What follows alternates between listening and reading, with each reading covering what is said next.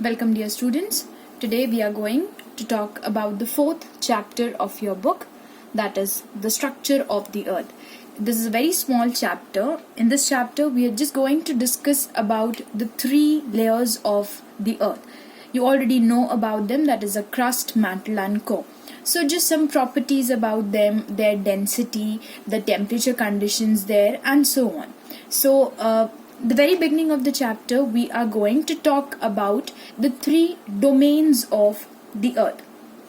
In the very first chapter, when we were doing earth as a unique planet or why earth is a sustainable planet, I told you about the three states of matter and the three realms that we have. So the three states of matter, you all know it is solid, liquid and gas. So likewise in geography, when we talk about them, they are known as the three realms. Okay, so the solid, that is your solid in geography, we call it as the lithosphere. It is a realm, it is a solid realm of the earth. It is the outer solid layer of the earth. Hydrosphere, that is a liquid realm. It includes the water bodies that is found on the earth. Atmosphere is the gaseous realm. It includes the air around the earth. Now, these three you already know about them, but the importance is that all these three are needed for the growth and sustainability of life on the earth. If even one of them is missing, life will not be possible. Okay? So these three are very, very important, and the narrow zone of contact between these three realms, that is land, water and air, is where all forms of life exist and is known as the biosphere. See, hydrosphere, lithosphere and your atmosphere. So where they all meet is where all forms of life will exist and it is known as your biosphere. Okay, moving on. Coming to the topic in the chapter, that is the interior of the earth. So the thing here is, children, our direct information from within the earth is very, very limited, because there is so much of temperature as we go inside the earth that a man cannot actually go deep into the we can go up in the sky, but when it comes to interior of the earth, the largest or the deepest hole that the man made in the earth is around 8 kilometers, which is very, very less as compared to the radius of the earth, which is 6,782 kilometers. This is written 678, it was 6,782 kilometers. Okay, so just see the radius, that is the radius, not even the diameter. The radius of the earth and the deepest hole that any human being could go was 8 kilometers deep. So the thing is, because of the immense temperature condition there, directly human beings cannot just go and excavate and find out what is there in the earth, but we have some indirect sources of finding them out. Okay, for example, if I just tell you about volcanic eruption, it is coming from within the earth. So if you just study the volcanic materials, you will get to know what is inside the earth, which minerals are there, what is the temperature like. So the thing is, our knowledge about the interior of the earth is more from indirect sources than from the direct sources. So the indirect sources are the temperature inside the earth, pressure inside the earth, density of the different layers of the earth and behavior of the earthquake waves. So one by one we'll take them up. First one, temperature inside the earth. Hot springs and volcanic eruptions prove the very high temperature inside the earth. Now, you know the temperature, but you should also know at what rate are they related. It is that as we go down, the temperature keeps on increasing at the rate of 1 degree for every 32 meters of descent. Now, this is very, very important.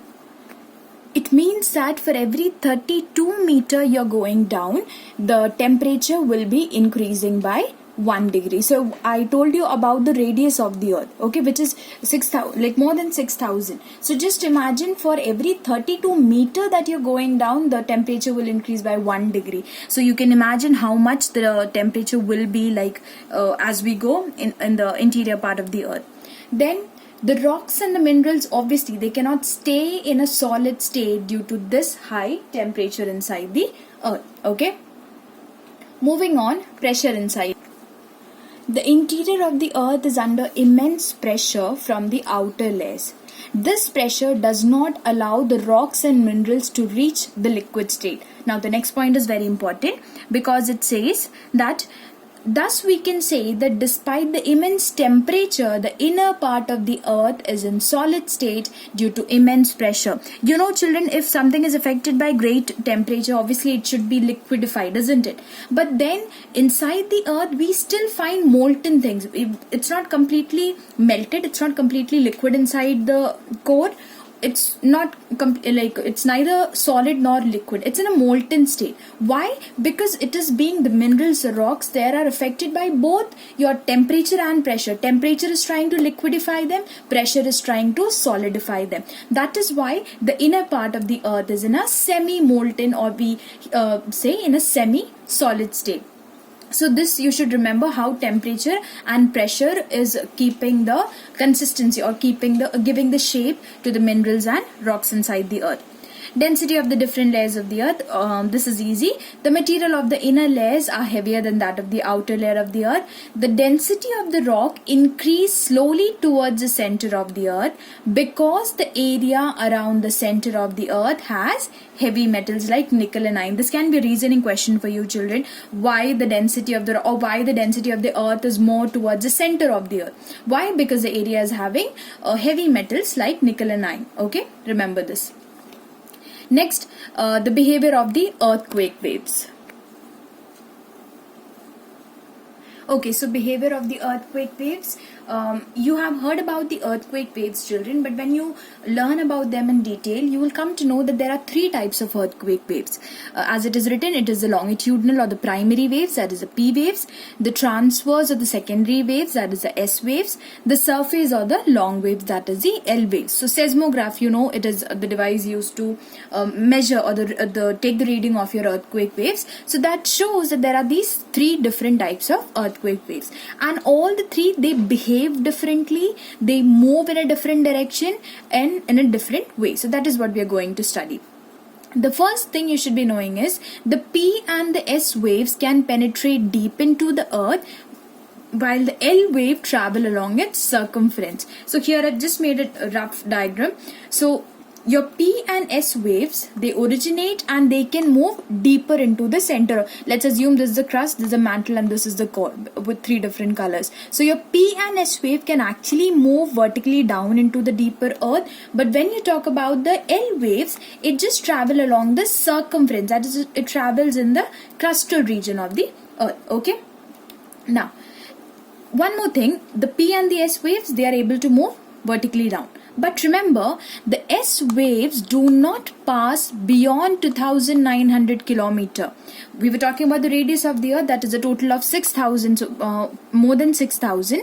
But when you talk about the S waves, they are not able to move further than 2,900 kilometer. Up till 60 is your crust, up till 2,900 is your mantle, and the remaining is the core. So when, let's suppose the S wave, P and S waves, L wave is moving along the circumference, and the P and the S wave try to move down.